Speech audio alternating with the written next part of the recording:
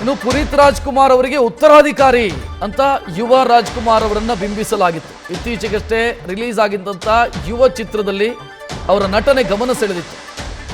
ಅಪ್ಪು ಅವರನ್ನ ನೆನಪಿಸ್ತಾರೆ ಯುವ ಅಂತ ಅಭಿಮಾನಿಗಳು ಕೂಡ ಖುಷಿ ಪಟ್ಟಿದ್ರು. ಈಗ ಡಿವೋರ್ಸ್ ನಿರ್ಧಾರದಿಂದ ಯುವರಾಜ್ ಕುಮಾರ್ ಅವರ ವರ್ಚಸ್ಸಿಗೆ ಧಕ್ಕೆಯಾಗತ್ತಾ ಅನ್ನೋದು ಪ್ರಶ್ನೆ. ಯುವರಾಜ್ ಕುಮಾರ್ ಅವರ ನಿರ್ಧಾರದಿಂದ ಅವರ ಅಭಿಮಾನಿಗಳಿಗೂ ಕೂಡ ಬೇಸರ ಆಗಿದೆ. ಯಾಕಂತಂದ್ರೆ ಯುವರಾಜ್ ಕುಮಾರ್ ಅವರ ಮುಖಾಂತರ ಪುನೀತ್ ರಾಜ್ಕುಮಾರ್ ಅವರನ್ನ ಅವರ ಅಭಿಮಾನಿಗಳು ನೋಡ್ತಾ ಇದ್ರು. ದಿವಂಗತ ಪುನೀತ್ ರಾಜ್ಕುಮಾರ್ ಅವರ ಛಾಯೆ ಯುವರಾಜ್ ಕುಮಾರ್ ಅವರಲ್ಲಿದೆ, ನಟನೆಯಲ್ಲಿ ವ್ಯಕ್ತಿತ್ವದಲ್ಲಿ ಇದೆ ಅಂತಾನೆ ಬಿಂಬಿತರಾಗಿದ್ರು. ಆದರೆ ಈಗ ಆ ನೋವಲ್ಲಿ ಅವರ ಅಭಿಮಾನಿಗಳಿದ್ದಾರೆ. ಹೆಚ್ಚಿನ ಡೀಟೇಲ್ ನೀಡೋದಕ್ಕೆ ನಮ್ಮ ಪ್ರತಿನಿಧಿ ವಿಷ್ಣು ಪ್ರಸಾದ್ ನೇರ ಸಂಪರ್ಕದಲ್ಲಿ.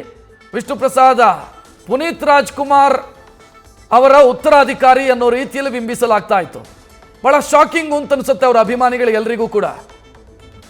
ಖಂಡಿತ ರಕ್ಷತ್. ಯಾಕಂತಂದ್ರೆ ಈ ಒಂದು ಪ್ರಕರಣ, ಅದರಲ್ಲೂ ಪ್ರಮುಖವಾಗಿ ಈ ಕೇಸ್ ಹಾಕಿರೋದ್ರಿಂದ ಎಲ್ಲೋ ಒಂದು ಕಡೆ ಅವ್ರ ಮೇಲೆ ಇದ್ದಿದ್ದಂತಹ ಅಭಿಮಾನ ಇರ್ಬೋದು, ಮತ್ತು ಅಭಿಮಾನಿಗಳಿಗೆ ಶಾಕ್ ಅಂತ ಹೇಳ್ಬೋದು. ಯಾಕಂತಂದ್ರೆ ಪುನೀತ್ ರಾಜ್ಕುಮಾರ್ ಹೋದಂತಹ ಬಳಿಕ ಅಭಿಮಾನಿಗಳಿಗಾಗಲೇ ಸಾಕಷ್ಟು ಮಂದಿ ಏನೋ ನಿರಾಸೆಗೊಳಗಾಗಿದ್ರು. ಜೊತೆಗೆ ಅದಾದ ನಂತರ ಯುವ ಮೂವಿ ಬಂದ ಮೇಲೆ ಒಂದು ಕ್ಲಿಯರ್ ಆಗಿ ಒಂದು ರೀತಿ ಏನೋ ಮೆಸೇಜ್ ರವಾನೆ ಆಗಿತ್ತು. ಅಂದರೆ ಪುನೀತ್ ರಾಜ್ಕುಮಾರ್ ಅವ್ರಿಗೆ ಮ್ಯಾಚ್ ಮಾಡುವಂಥ ಕೆಲಸವನ್ನು ಇವ್ರು ಮಾಡ್ತಾರೆ. ಕಾರಣ ಏನಂತಂದರೆ ಅಷ್ಟೇ ನೀಟಾಗಿ ಅವ್ರ ಥರನೇ ಡ್ಯಾನ್ಸಿಂಗ್ ಇರ್ಬೋದು, ಆ್ಯಕ್ಟಿಂಗ್ ಸ್ಟೈಲ್ಸ್ ಇರ್ಬೋದು, ಎಲ್ಲದೂ ಕೂಡ ಅವ್ರ ಥರನೇ ಇತ್ತು.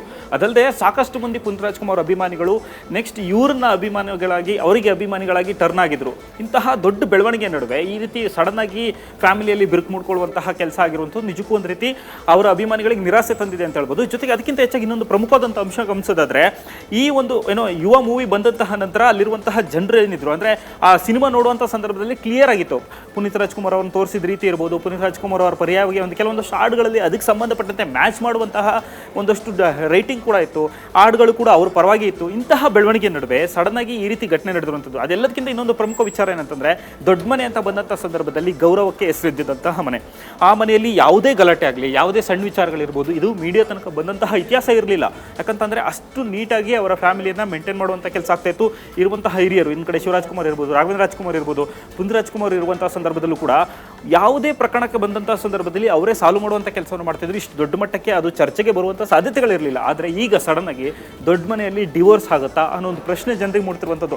ಈ ಒಂದು ಅರ್ಜಿ ಸಲ್ಲಿಸಿದೆ ಅಂದರೆ ಜನಕ್ಕೆ ಇನ್ನೂ ಕೂಡ ಡೌಟ್ ಇದೆ. ಯಾಕಂತಂದರೆ ಇಂತಹ ಮನೆಯಲ್ಲಿ ಈ ರೀತಿ ಫ್ಯಾಮಿಲಿಯಲ್ಲಿ ಜಗಳಗಳು ಶುರುವಾಗಿ ಗಂಡ ಹೆಂಡತಿ ಬೇರೆ ಆಗುವಂತಹ ಪ್ರಸಂಗಗಳು ನಿರ್ಮಾಣ ಆಗ್ತಿದೆಯಾ, ಎಲ್ಲೋ ಒಂದು ಕಡೆ ಪುನೀತ್ ರಾಜ್ಕುಮಾರ್ ಅವರು ಹೋದಂತಹ ಬಳಿಕ ಈ ರೀತಿ ಘಟನೆಗಳಿಗಿದೆಯಲ್ಲ ಸಾಕ್ಷಿಗಳಾಗ್ತಿದೆಯಾ ಅನ್ನೋ ಒಂದು ಸಂಶಯಗಳು ಅವರಿರುವಂತಹ ಅಭಿಮಾನಿಗಳಿಗೆ ಮೂಡ್ತಿರುವಂಥದ್ದು. ಮತ್ತು ಅಭಿಮಾನಿಗಳಿಗೆ ಒಂದು ರೀತಿ ನಿರಾಸೆ ಆಗ್ತಿದೆ. ಯಾಕಂತಂದರೆ ಇಂತಹ ಒಳ್ಳೆ ಫ್ಯಾಮಿಲಿ ಇರುವಂತಹ ಮನೆಯಲ್ಲಿ ಈ ರೀತಿ ಡಿವೋರ್ಸ್ ಪ್ರಕರಣಗಳು ಬಂದಂಥ ಸಂದರ್ಭದಲ್ಲಿ ಎಲ್ಲರ ಮನೆಯಲ್ಲೂ ಕೂಡ ದೋಸೆ ತೂತೆ ಅನ್ನೋ ರೀತಿಯಲ್ಲಿ ಉತ್ತರ ಕೊಡುವಂತಹ ಪರಿಸ್ಥಿತಿ ಜನರಿಗೆ ಬಂದಿರುವಂಥದ್ದು. ಈ ಎಲ್ಲ ಘಟನೆಗಳಿಗೆ ಸಂಬಂಧಪಟ್ಟಂತೆ ನೋಡೋದಾದರೆ ಕೇಸ್ ಹಾಕಿರುವಂತಹ ಉದ್ದೇಶ ನೋಡ್ತಾ ಹೋದಂಥ ಸಂದರ್ಭದಲ್ಲಿ, ಕೇಸ್ನಲ್ಲಿ ಹಾಕಿರುವಂಥ ಅಂಶಗಳನ್ನು ಗಮನಿಸ್ತಾ ಹೋದಂತಹ ವೇಳೆಯಲ್ಲಿ ನಿಜಕ್ಕೂ ಇದು ಅಭಿಮಾನಿಗಳಿಗೆ ಬಹಳ ದೊಡ್ಡ ನಿರಾಸೆ. ಎಲ್ಲೊಂದು ಕಡೆ ಪುನೀತ್ ರಾಜ್ಕುಮಾರ್ ಅವರು ಉತ್ತರಾಧಿಕಾರಿ ಅಂತೇಳಿ ಹೆಸರಿದ್ರು. ಪುನೀತ್ ರಾಜ್ಕುಮಾರ್ ಅವರು ಅಷ್ಟೇ ಸೌಜನ್ಯದಿಂದ ಇದ್ರು, ಮತ್ತೆ ಅಭಿಮಾನಿಗಳಿರ್ಬೋದು, ಅವರ ಫ್ಯಾಮಿಲಿ ವಿಚಾರದಲ್ಲಿರುವಂಥದ್ದು ಅದನ್ನೇ ಇವರು ಫಾಲೋ ಮಾಡ್ತಾರೆ ಅಂತ ಅಂದ್ಕೊಂಡಿದ್ರು. ಆದರೆ ಇದು ರಿವರ್ಸ್ ಆಗಿರುವಂಥದ್ದು ನಿಜಕ್ಕೂ ನಿರಾಸೆ ತಂದಿದೆ ಅಂತ ಹೇಳ್ಬೋದು ರಕ್ಷಿತ್. Thank you Vishnu Prasad. ಒಟ್ಟಿನಲ್ಲಿ ದೊಡ್ಡ ಮನೆ ಅಭಿಮಾನಿಗಳು ಒಂದು ರೀತಿಯಲ್ಲಿ ಶಾಕ್ಗೆ ಒಳಗಾಗಿದ್ದಾರೆ ಈ ಸುದ್ದಿ ಕೇಳಿದ ನಂತರ. ಯಾಕಂತಂದರೆ ಈ ಡಿವೋರ್ಸ್ ಅನ್ನೋದು ವಿಚಿತ್ರನೂ ಅಲ್ಲ, ವಿಶೇಷನೂ ಅಲ್ಲ, ಅಪರಾಧ ಕೂಡ ಅಲ್ಲ. ಇಬ್ಬರ ಮಧ್ಯೆ ಸಾಮರಸ್ಯ ಇಲ್ಲ ಅಂತಾದರೆ ದೂರ ಆಗೋದು ಅದು ಸಾಮಾನ್ಯ ಪ್ರಕ್ರಿಯೆ. ಅದರಲ್ಲೇನು ಅಂತ ಭಾಳ ದೊಡ್ಡ ಅಪರಾಧ ಅನ್ನೋ ರೀತಿಯಲ್ಲಿ ಬಿಂಬಿಸೋದಲ್ಲ. ಬಟ್ ಜನರ ಮನಸ್ಥಿತಿ ಅಥವಾ ಅಭಿಮಾನಿಗಳ ಮನಸ್ಥಿತಿ ಹೆಂಗಿದೆ ಅಂತಂದರೆ, ಯುವರಾಜ್ ಕುಮಾರ್ ಅವರಲ್ಲಿ ಪುನೀತ್ ರಾಜ್ಕುಮಾರ್ ಅವರನ್ನು ನೋಡ್ತಾ ಇದ್ರು. ಪುನೀತ್ ರಾಜ್ಕುಮಾರ್ ಆದರ್ಶರಾಗಿ ಬಾಳಿ ಬದುಕಿದವರು ಮತ್ತು ಅವರ ವ್ಯಕ್ತಿತ್ವದ ಪಡಿ ಹೆಚ್ಚು ಅಥವಾ ವ್ಯಕ್ತಿತ್ವದ ನೆರಳು ಯುವರಾಜ್ ಕುಮಾರ್ ಅಂತ ಭಾವಿಸಿದ್ರು.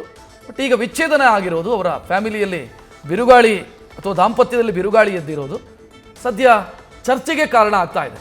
ಪುನೀತ್ ರಾಜ್ಕುಮಾರ್ ಅವರು ಇದ್ದಿದ್ರೆ ಈ ರೀತಿ ಆಗೋದಕ್ಕೆ ಸಾಧ್ಯ ಇರಲಿಲ್ಲ ಅಥವಾ ಈ ರೀತಿ ಆಗೋದಕ್ಕೆ ಅವ್ರು ಬಿಡ್ತಾ ಇರಲಿಲ್ಲ ಅನ್ನೋ ರೀತಿಯೆಲ್ಲ ಚರ್ಚೆ ಆಗ್ತಾ ಇದೆ. ಅಭಿಮಾನಿಗಳು ಅದರ ಬಗ್ಗೆ ಚರ್ಚೆ ಮಾಡ್ತಾ ಇದ್ದಾರೆ. ಅಭಿಮಾನಿಗಳು ಒಬ್ಬ ಹೀರೋನಲ್ಲಿ ಎಲ್ಲ ರೀತಿಯ ವ್ಯಕ್ತಿತ್ವವನ್ನು ಕೂಡ ಅವರು ಭಾವಿಸ್ತಾರೆ, ಹೀಗಿರಬೇಕು ನಮ್ಮ ಹೀರೋ ಅಂತ. ಬಟ್ ಅವರವರ ಪರ್ಸನಲ್ ಮ್ಯಾಟ್ರು ಅವರದ್ದೇ ಆಗಿರುತ್ತೆ. ಅದಕ್ಕೆ ಹೇಳಿದೆ ನಾನು, ವಿಚ್ಛೇದನ ಅನ್ನೋದು ಅಪರಾಧ ಏನಲ್ಲ, ವಿಚಿತ್ರನೂ ಅಲ್ಲ, ವಿಶೇಷನೂ ಅಲ್ಲ. ಇಬ್ಬರ ಮಧ್ಯೆ ಸಮಸ್ಯೆ ಇದೆ ಅಂತ ಆದಾಗ ದೂರ ಆಗೋದು ಅದು ಬೆಟರ್ ವೇ ಕೂಡ. ಇಬ್ಬರ ಮಧ್ಯೆ ಸರಿ ಇಲ್ಲ ಅಂತ ಆದಾಗ ಅದನ್ನು ಕಂಟಿನ್ಯೂ ಮಾಡ್ತಾ ಹೋಗೋದಕ್ಕಿಂತ ದೂರ ಆಗೋದು ಬೆಟರ್ ವೇ. ಸೊ ಅದೇ ದಾರಿಯಲ್ಲಿ ಈಗ ಯುವರಾಜ್ ಕುಮಾರ್ ಇದ್ದಾರೆ. ಆದರೆ ಅವರ ಅಭಿಮಾನಿಗಳಿಗೆ ಇದು ನೋವಾಗಿದೆ, ಶಾಕ್ ಆಗಿದೆ.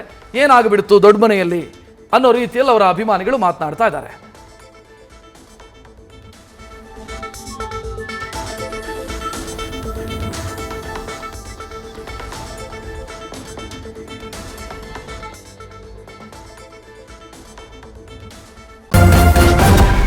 ನ್ಯೂಸ್ ಫಸ್ಟ್ ನಿರ್ಭೀತಿಯಿಂದ ನಿಮ್ಮ ಪರವಾಗಿ.